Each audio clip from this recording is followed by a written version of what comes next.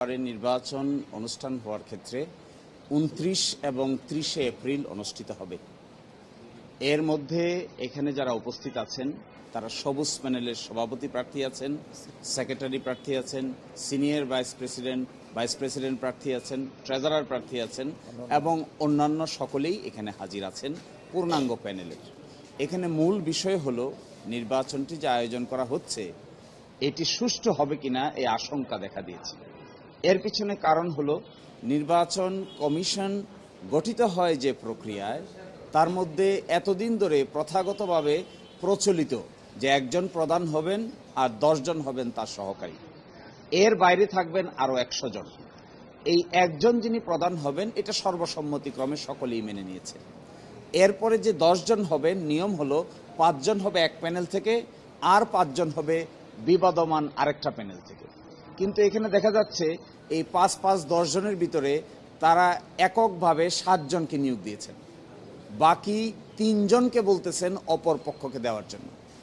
এর বাইরে আরও 100 জন আছে, ওই 100 জনকে কিভাবে করবেন তারও কোনো সঠিক রূপরেখা তারা দিচ্ছেন না। এখন দেখেন 7 জন যদি এক পক্ষে থাকে তাহলে যেহেতু একটা ব্যালট পেপারে একজন করে 2 জনের স্বাক্ষর লাগে, তাহলে 5 জন যদি দুটো প্যানেলের হতেন, এই প্যানেল থেকে একজন এই প্যানেল থেকে একজন গিয়ে ব্যালট পেপারে স্বাক্ষর করার কথা। কিন্তু 7 জন যদি একদিকে থাকে তাহলে তো 2 পক্ষ থেকে লোক নিয়ে ব্যালট পেপারে স্বাক্ষর করার কোনো প্রয়োজন নাই, তারাই 2 জন মিলে এই ব্যালট পেপারে স্বাক্ষর দিতে পারবেন। এজ অফ টুডে আজকে পর্যন্ত নির্বাচনে মানুষ কাকে ভোট দিবে কাকে ভোট দেবে না এটি বিজ্ঞ আইনজীবীরা ঠিক করবেন, কিন্তু নির্বাচন প্রক্রিয়াটাকে বাধাগ্রস্ত করা হচ্ছে, নির্বাচন প্রক্রিয়াটাকে বায়াস করা হচ্ছে, নির্বাচন প্রক্রিয়াটাকে একতরফা করা হচ্ছে। আমাদের এই প্যানেলের পক্ষ থেকে আমরা এই অভিযোগ লিখিতভাবে তুলেছি। আজকে বার কাউন্সিলের কাছেও এই ব্যাপারে দরখাস্ত জমা দেওয়া হয়েছে আজকে সকালে এই অভিযোগ করে। আমরা এক্সপেক্ট করব যারা এখানকার নেতৃবৃন্দ আছেন, প্রধান নির্বাচন কমিশনার আছেন, ওনাকে আমরা আহ্বান জানাবো আপনি অ্যাক্টিভ হন, আপনি প্যাসিভ হবেন না, আপনি কারো উপর ছেড়ে দিবেন না। নির্বাচন পরিচালনা করার দায়িত্ব আপনার, কিন্তু আপনি অন্যের উপর দোষ চাপালে তো কাজ হবে না।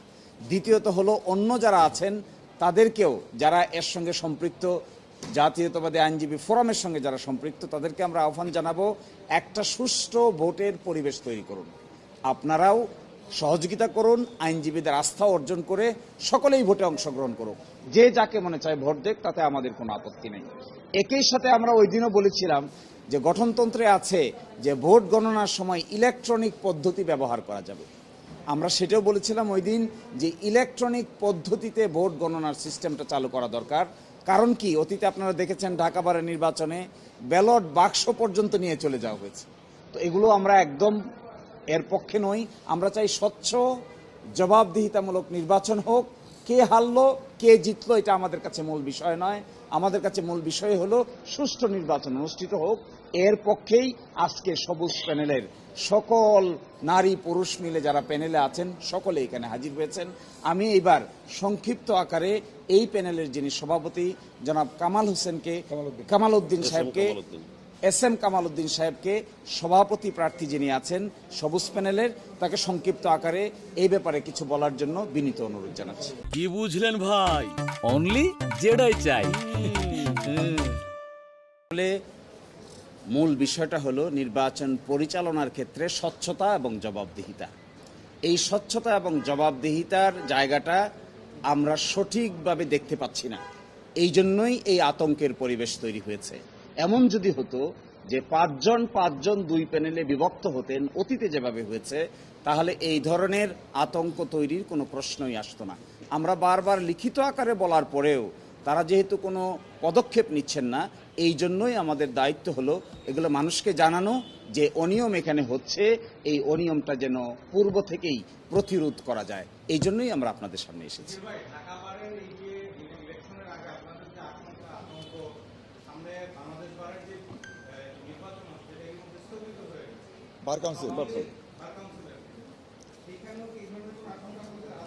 না, বার কাউন্সিলের নির্বাচনটা আজকে আমাদের আলোচনা বিষয় নয়।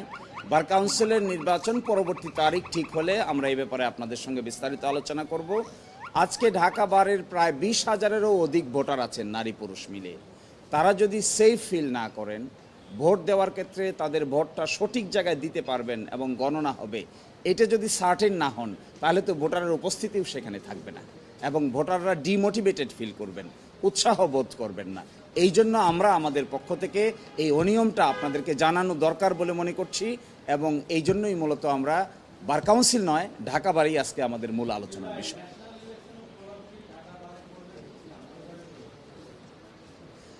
না দেখুন, ন্যাশনাল বারের প্রভাব ন্যাশনাল ইলেকশনের প্রভাব পড়া না পড়ার প্রশ্ন জনগণ বা ওইখানকার বিজ্ঞ আইনজীবীরা যেটা সিদ্ধান্ত নেবেন এটাই হবে।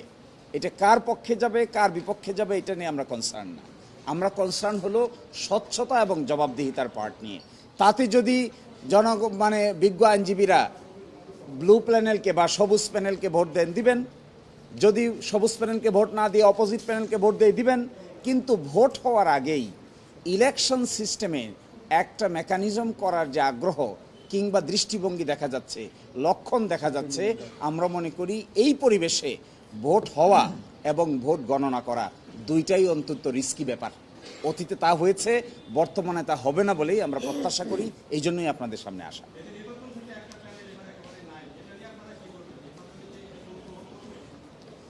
দেখুন, নির্বাচনে যদি কোনো একটা প্যানেল না থাকে তাহলে যারা আছেন, বিজ্ঞ সদস্যরা আছেন, তারা তাদের পছন্দ মতো যারা নির্বাচনে দাঁড়াচ্ছেন তাদেরকে ভোট দেবেন এবং দ্বিতীয় তৃতীয় যদি কেউ কম্পিট না করেন, সেই কম্পিটিশন যারা করেন নাই তাদেরকে তো আর ভোট দেওয়ার স্কোপ নাই। যাদের ব্যালট থাকবে তাদের মধ্য থেকেই ভোট দিতে হবে। তো আমরা এক্সপেক্ট করি যেভাবে নির্বাচনটা আয়োজন হয়েছে এটা স্বচ্ছতার সহিত হোক না কেন। এবং আমরা এটাও শুনেছি যে ওই বারের নির্বাচনে 9 জন স্বতন্ত্র প্রার্থীও দাঁড়িয়েছেন। তাহলে তাদেরও তো পক্ষে ভোট পাওয়ার অধিকার তাদের আছে, জনগণও তাদেরকে ভোট দিতে পারে, অসুবিধা নাই, যাকে মনে চায় তাকে ভোট দিবে। কিন্তু সেখানে ইলেকশন কমিশনে অধিক সংখ্যক সদস্য রেখে ফলাফলকে নিজের মতো করে চেঞ্জ করার মেকানিজমটাকে আমরা কোনোভাবেই মেনে নিতে প্রস্তুত নই।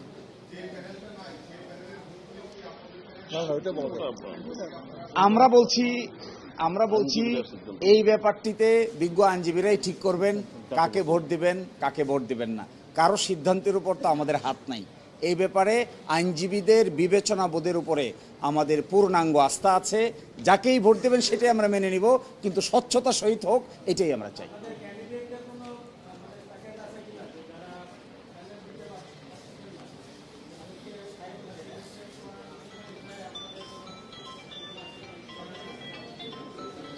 বুঝতে পারছেন?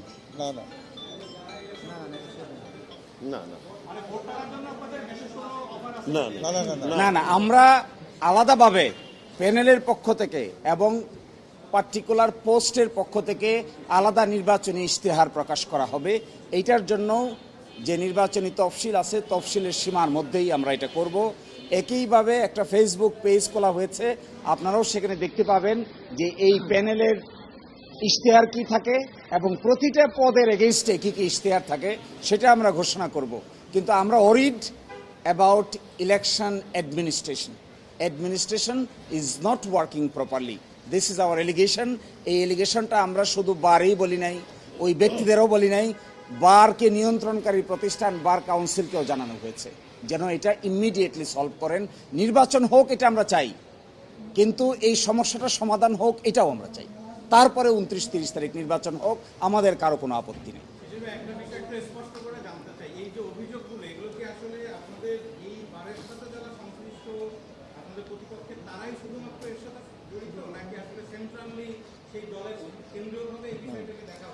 এই প্রশ্নের জবাব যারা এই মেকানিজমটা করছেন তারাই আমাদের চেয়ে ভালো দিতে পারবেন। তারা কি কারণে করছেন, কোনো ইনস্ট্রাকশনে করছেন নাকি ব্যক্তিগতভাবে করছেন নাকি সাংগঠনিকভাবে করছেন, এই প্রশ্নের জবাব আমার মনে হয় আমাদের চাইতে তারাই ভালো দিতে পারবে। তবে আমাদের কনসার্ন হলো এইভাবে ইলেকশন আয়োজন করাটা বারের জন্য, বিশেষ করে এত বৃহত্তম বার ঢাকা বারের জন্য একটা